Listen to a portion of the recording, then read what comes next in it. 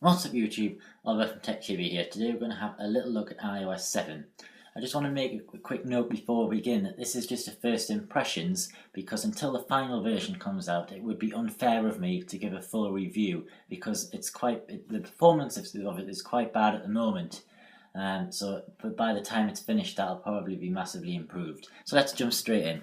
So they've got a brand new lock screen when it comes on. It's good in some ways, but I think that the font on it's so thin that in bright conditions when I take it out of my pocket I can hardly read the time on it and that kind of thing. And by the way, you can swipe up and down for your camera still, and you can bring a notification center. You've got these arrows here to bring the control center and notification center up and down, but we'll have a look at that in a couple of minutes. So I'm going to start to unlock. I'm just going to enter my passcode. And now we're presented with the familiar home screen. However, this is where it's completely changed. It's a very controversial issue because these icons are things that some people love and some people hate, because I've seen lots of different reactions on them. Personally, I do like them. There's maybe one or two that I think could do with being improved. The main one I don't like is newsstand, to be honest with you. But apart from that, I actually do overall like these icons. I think they're much nicer to look at because they're much flatter, and that's obviously what Apple went for with iOS 7. So to start off with, I'll just go through some of the most sort of used apps on here. I'm not going to go into messages just yet for obvious reasons, but we'll come back to that though. We'll start with calendar. We've got a nice view in calendar when it first launches. That's got today on it, the current date and time. And you've got this week view now when you first start off, and you can scroll along to different weeks, etc. And then tap up here, you get the month view, which I must say it's much flatter than the old calendar that you used to have, and I think it's much easier to read on a phone. I think it just works better. And so you can see like a month view, and then you can go to year view, and you can obviously scroll up and down. Now there's one thing that I must mention about this calendar that I don't like, and that there's no way at a glance, not even in month view, to see what days you've got any appointments on. You've got to actually physically tap on the day to check whether you've got an appointment on that day, which for me is a bit of a nuisance. I think they could do with some different coloured numbers or dots around the numbers to show you've got an appointment on that day. Hopefully that will be added by the future, but this is just an early development preview. The next thing we've got is photos, and this is quite a big difference.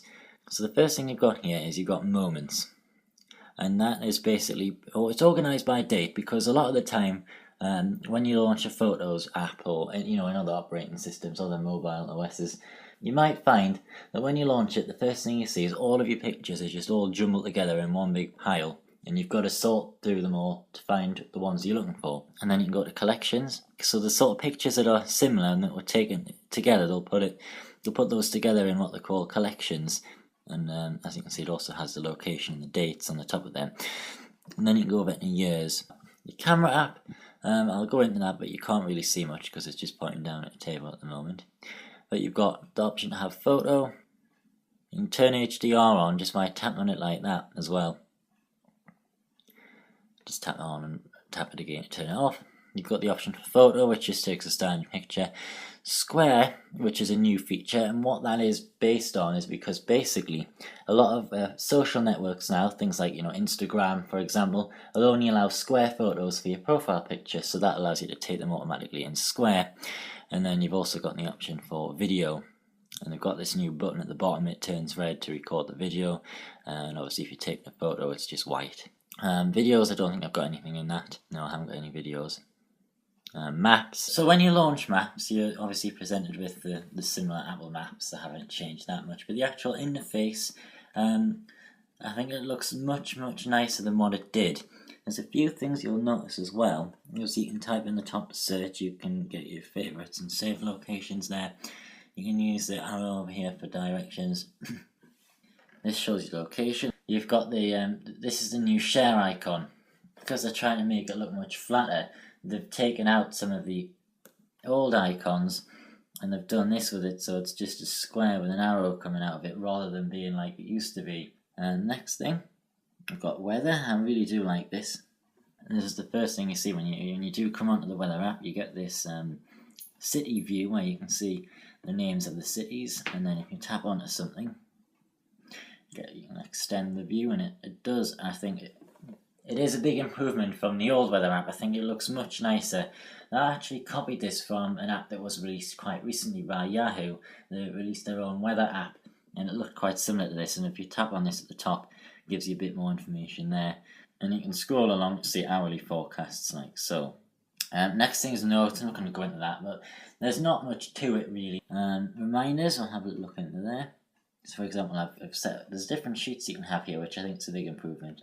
And you can just tap on the box at the side to say that you've done it, like it's completed.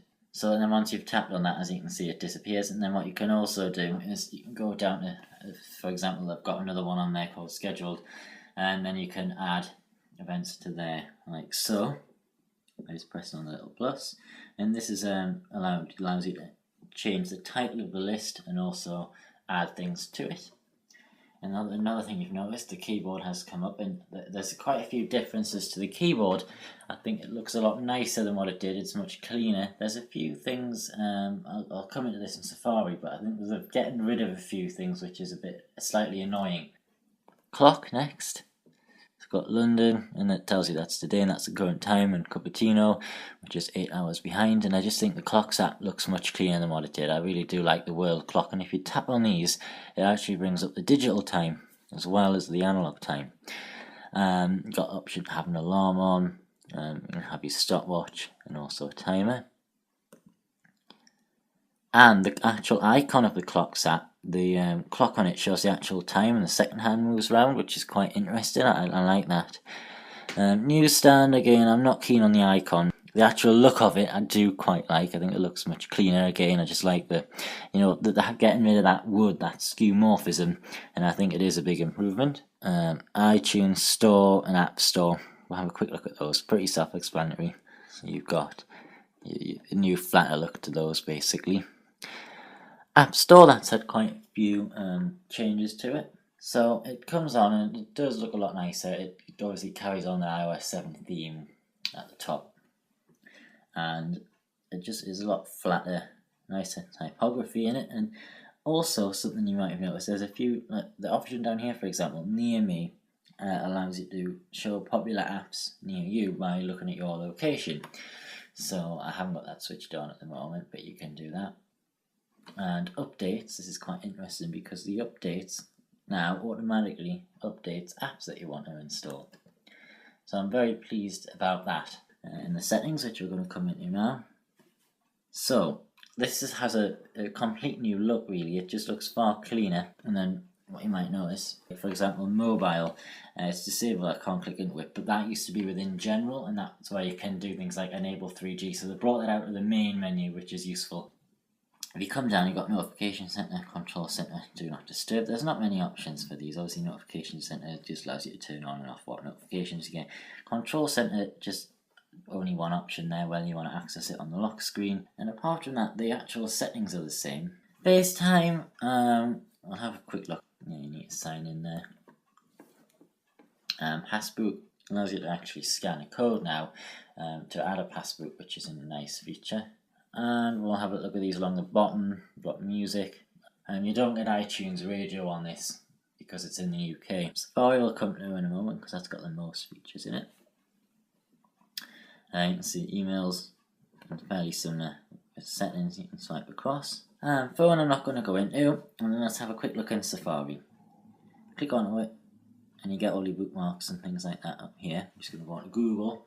But yeah, this unified bar now lets you either just type in a search or your web address, which is nice rather than having separate boxes. And again, you've got that at the bottom, new share buttons and that kind of thing. When you click onto here, this is what I was going to say, is when you type it in, and there's no, I'm sure there used to be a dot along the bottom somewhere, because when you go www dot, well, it's annoying because web addresses you've always got to put dots in, and they haven't included that on the front part of the keyboard for web, and I think that's a big mistake because it's one of the most used symbols in web addresses. But some of the nice features, I much prefer this new tab view. They've made it look much nicer now. You can have as many tabs as you want. There used to be a limit, now it's unlimited. And it's nice and easy to close off a tab there. Oh, that's Safari. And the next thing that's new, the Notification Center, you just drag down and this tells you the date, and it gives you lower VB calendar, stocks, and also if you've got anything scheduled for tomorrow. And you can go into all notifications and miss notifications. This is just telling me that apps are being updated automatically there and missed. And then if you swipe up from the bottom, you've got, this is called Control Center, and this is where you can do things like adjust the brightness, turn Wi-Fi on and off, turn airplane mode on and off, Bluetooth, do not disturb, and orientation lock. You can adjust your brightness with this slider. This is just controls for volume of music and playing and pausing. You've got quick access to a flashlight, which basically just turns on the light on the back of the iPhone. You've got clocks and calculator and camera, all accessible from Control Center, and you can bring that up from the lock screen. Well, they're the main new features and what the new apps actually look like. Once again, I was just going over some of the features simply because it's not really fair for me to give it a full review yet until it's officially released. Well, thanks for watching this video.